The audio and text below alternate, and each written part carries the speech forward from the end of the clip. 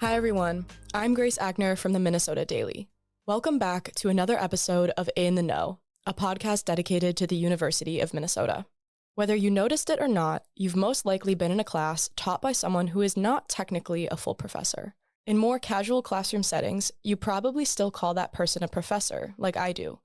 But instructor titles can vary widely, from teaching professor to lecturer or adjunct professor. Although it may not matter much in the classroom, one of the key differences among instructors is whether they are on a tenure track or not. In today's episode, we'll dive into concerns about the future of non-tenure faculty roles, also known as teaching faculty or teaching professors, as university administrators review those roles and how to align them with university policy. The story starts in 2023, when a Faculty Senate subcommittee shared a report with recommendations to improve job security for non-tenure track faculty members. For example, the subcommittee recommended the university change its policy to create clearer pathways to promotion and longer contract options for non-tenure track faculty. But the report also noted that the way non-tenure track roles, specifically teaching professors, have been functioning does not align with the university code that describes their purpose. Now, administrators in the provost's office are responding to the subcommittee's recommendations. Associate Vice Provost Ola Graham said they are trying to figure out how to allow departments to continue hiring people to these positions while also ensuring faculty structure follows university policy. For many years, the university has not really complied with the provisions in the policy that says, okay, you're not really supposed to appoint people as teaching professors or research professors. And we even have job codes that says, there is a job code that says teaching professor. It is a number, and then it has a suffix that is a T to indicate it's teaching. So there is that incongruence between the policy and the practice. And that has caused a bit of a conflict. When that came out and came to light, the administration sort of had to say, look, we have to follow our policy. But we also know it's at an impasse because departments and colleges really are eager to appoint people in these categories. It's important for next year to be able to have people delivering the curriculum. And that's a little bit the impasse we're at right now.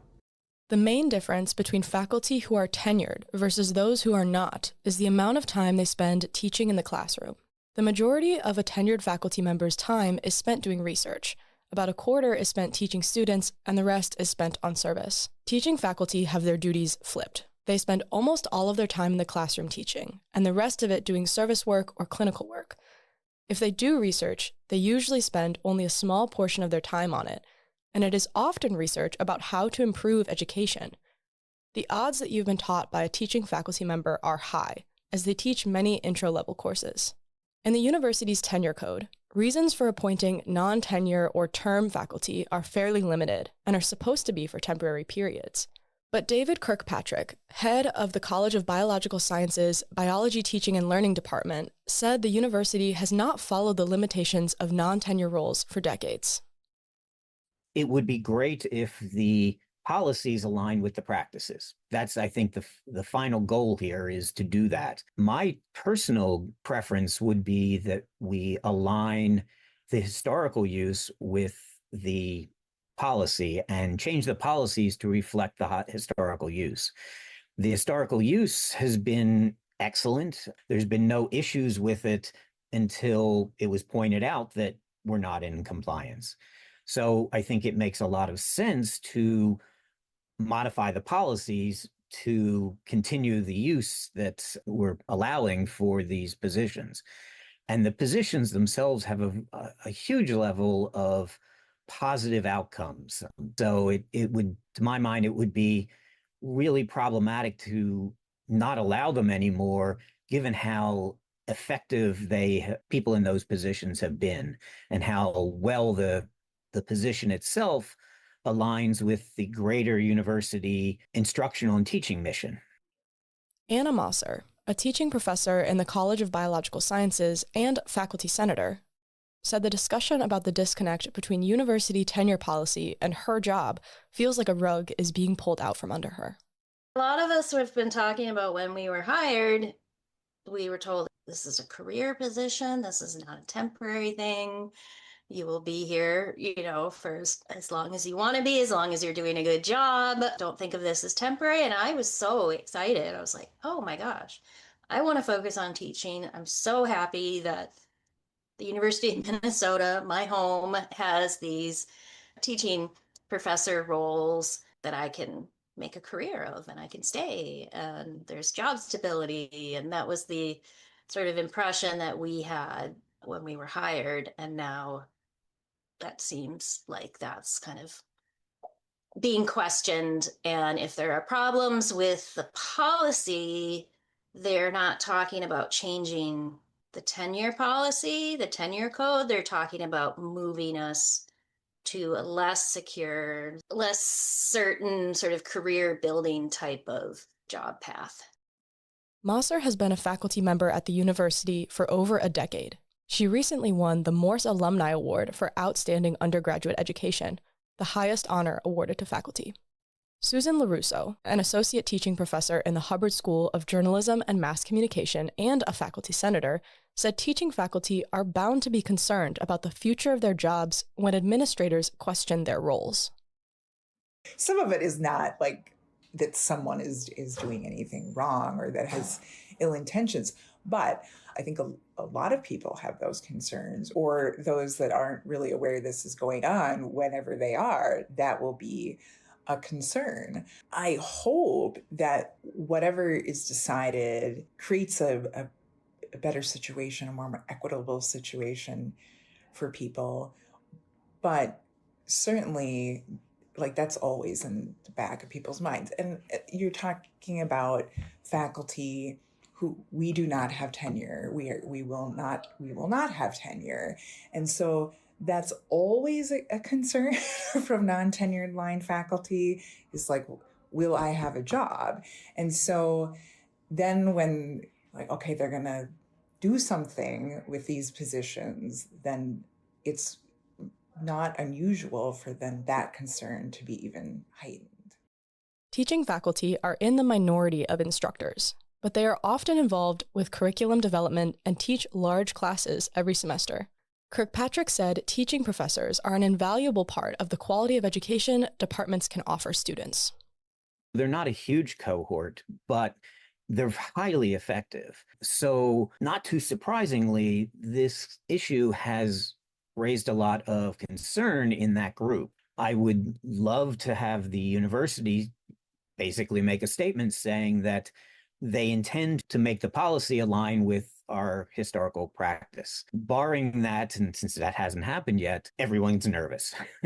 You always get nervous when people are talking about what your job is. And so given all the other types of things going on in the Twin Cities right now, it's a level of stress and angst that I would prefer not to inflict on my faculty members. So they've had enough to deal with all of the federal issues at the beginning of the semester and everything. So this just kind of compounds things in an unfortunate manner. Mosser said communication from administrators about the review process has been vague. She hasn't felt that the administration intends to adjust policy to match how jobs like hers function. I think the first thing that I feel is a lack of respect for the work that I do and the intellectual effort that goes into our classes, improving them every year. I mean, it's not autopilot. Like, we are changing things all the time, responding to our students and how they changed, getting through the pandemic, all of these things. And it is not an easy job. It takes a ton of intellectual input, and sort of saying that oh, no, you shouldn't be amongst the faculty.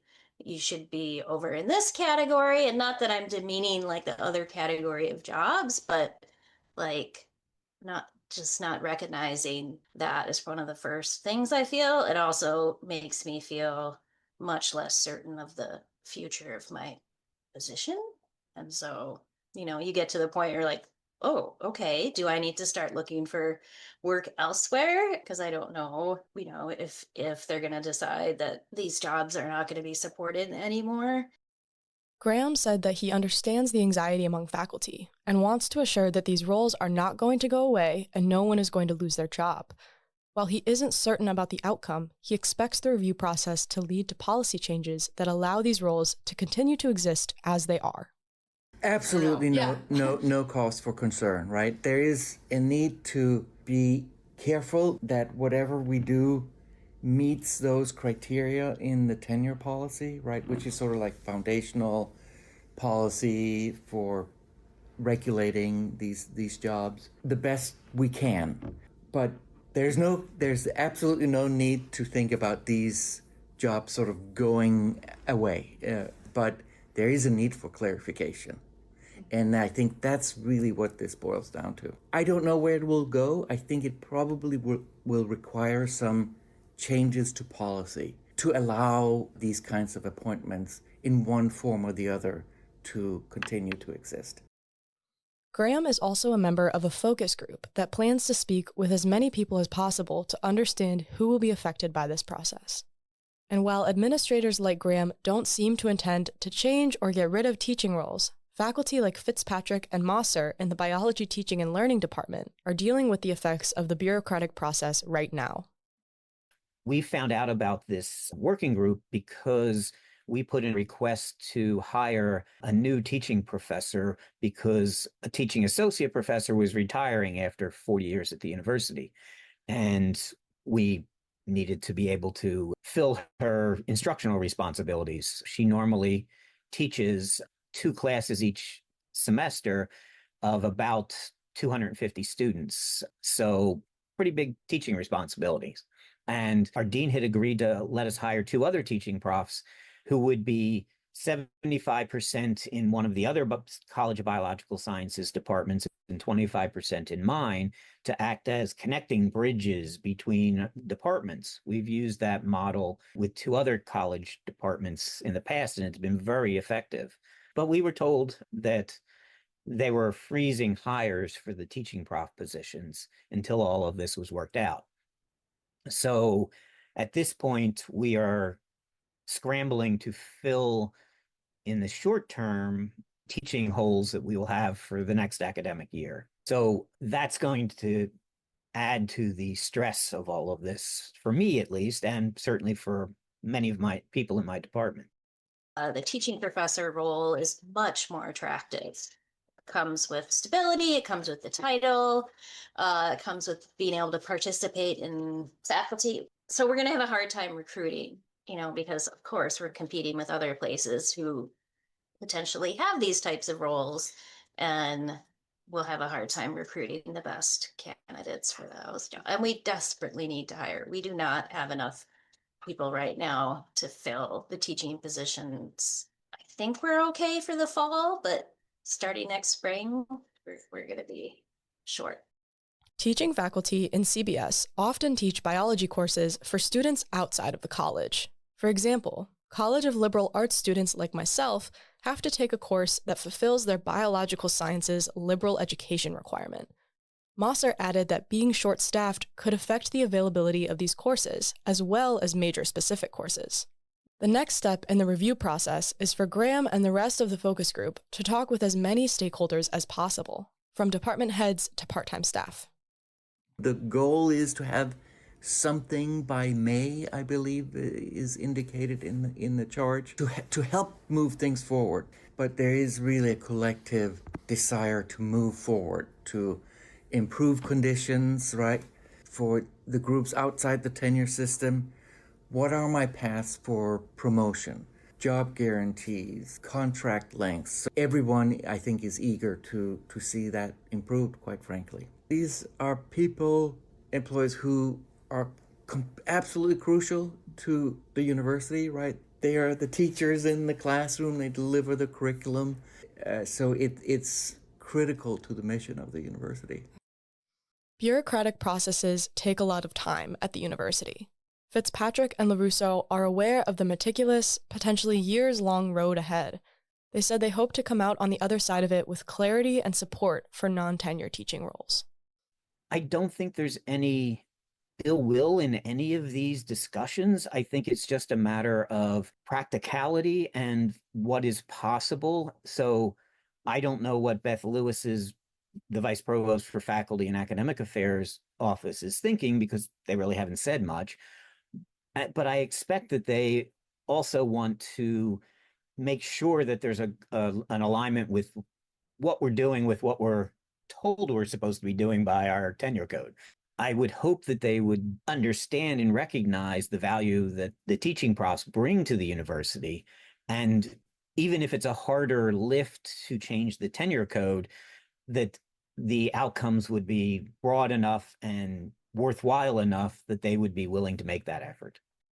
These positions were never intended to be career positions, but they have become career positions. You have people 5, 10 plus years like that. Those are careers, right? And so term is like not the best way to describe it. I think a lot of term faculty do have PhDs. I have a PhD. It is nice to have, we do have like professor titles, right? I am an teaching associate professor. I think people would like to hang on to those types of titles. What could be nice is to change that, right? So that they do become in alignment with that. That was pointed out to me. It did feel a little, I don't know, it impacted me a little bit, like, oh, I'm not supposed to be here or something. And I'm here, and I was a graduate student too, so I've been here for 14 years. And so, I feel like I should be here, and it'd be nice if it was reflected in that as well. Mosser said she and other teaching faculty simply want to continue doing the work they love without having the institution they've been loyal to question their purpose and impact. I love my job. I love working with students, and I'm so happy that that's what I get to do every day. But then all this other stuff swirling around the outside just makes it very hard to focus on what we want to do, helping the students learn. Members of the Faculty Senate will have the opportunity to vote on any decisions about non-tenure faculty roles that administrators suggest, but what those decisions will be is uncertain for now. I came away from reporting this episode with a better understanding of the lives of the professors who've been teaching me for the last 3 years. The biggest lesson I learned was that our professors deal with stress and responsibilities both inside and outside the classroom, and I appreciate their investment in wanting to teach students like me. That's all I've got for you today, folks. This episode was written by Grace Agner and produced by Cece Heinen. Thanks for listening, and if you have any questions, comments, or concerns, don't be afraid to send us an email at podcasting@mndaily.com. I'd love to hear from you. My name is Grace Agner. Be safe, be well, and I'll talk to you next time on In the Know.